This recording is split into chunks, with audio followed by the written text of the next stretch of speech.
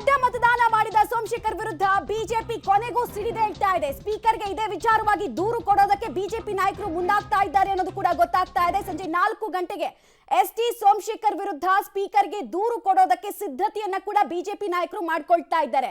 ನೋಡಿ, ಇವರು ನಮ್ಮ ಪಕ್ಷದ ವಿರುದ್ಧವಾಗಿ ನಡ್ಕೊಂಡಿದ್ದಾರೆ, ಇವರನ್ನ ಅನರ್ಹ ಮಾಡಿ ಅಂತ ಹೇಳಿ ಸಾಕ್ಷಿ ಸಮೇತ ಬಿಜೆಪಿ ನಾಯಕರು ಕಂಪ್ಲೇಂಟ್ ಅನ್ನು ಕೊಡಬಹುದು. ಡಿಸ್ಕ್ವಾಲಿಫೈ ಮಾಡ್ತಾರಾ ಬಿಡ್ತಾರಾ ಅದು ಸ್ಪೀಕರ್ನ ಡಿಸಿಷನ್ ಆಗ್ತಾ ಇದೆ.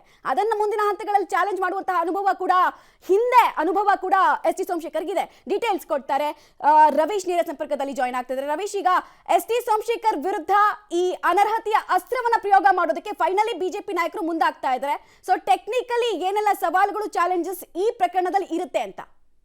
ಮಮತಾ, ಪ್ರಮುಖವಾಗಿರ್ತಕ್ಕಂಥದ್ದು 2013 ಮತ್ತೆ 2018 ಅವಧಿಯ ಸಿದ್ದರಾಮಯ್ಯ ಸರ್ಕಾರದಲ್ಲೂ ಕೂಡ ಇದೇ ರೀತಿಯ ಒಂದು ಘಟನೆ ನಡೆದಿತ್ತು. ಆ ಸಂದರ್ಭದಲ್ಲಿ 7 ಮಂದಿ ಒಂದು ರೀತಿಯಲ್ಲಿ ಕ್ರಾಸ್ ಓಟ್ ಅನ್ನ ಮಾಡಿದ್ರು. ಅಂದ್ರೆ ಚೆಲುವರಾಯಸ್ವಾಮಿ, ಜಮೀರ್ ಅಹಮದ್ ಸೇರಿದಂತೆ 7 ಮಂದಿ ಮಾಡಿದ್ರು.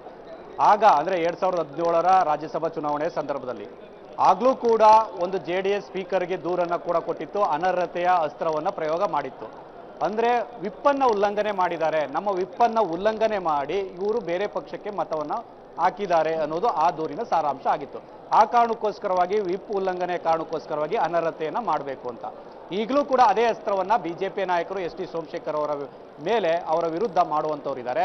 ಆದ್ರೆ ಆ ಪ್ರೋಸೆಸ್ ಡಿಲೇ ಆಗುತ್ತೆ ಇರೋದು ಬಿಜೆಪಿ ನಾಯಕರಿಗೂ ಕೂಡ ಗೊತ್ತಿದೆ, ಎಸ್ ಟಿ ಸೋಮಶೇಖರ್ಗೂ ಗೊತ್ತಿದೆ, ಕಾಂಗ್ರೆಸ್ನ ನಾಯಕರಿಗೂ ಕೂಡ ಗೊತ್ತಿದೆ. ಹಾಗಾಗಿ ಆ ಒಂದು ಅಸ್ತ್ರವನ್ನು ಪ್ರಯೋಗ ಮಾಡೋದ್ರ ಜೊತೆಗೆ ಬಿಜೆಪಿ ಹೈಕಮಾಂಡ್ನ ತೀರ್ಮಾನವನ್ನು ಕೂಡ ಕೇಳ್ತಾರೆ. ಅಂದ್ರೆ ತಕ್ಷಣಕ್ಕೆ ಅವರನ್ನು ಉಚ್ಚಾಟನೆ ಮಾಡಬೇಕು ಅಥವಾ ಸಸ್ಪೆಂಡ್ ಅಲ್ಲಿ ಇಟ್ಟು ಸ್ವಲ್ಪ ದಿನ ಅವ್ರನ್ನ ಆಟ ಆಡಿಸುವಂತ ಪ್ರಯತ್ನವನ್ನ ಮಾಡಬೇಕು.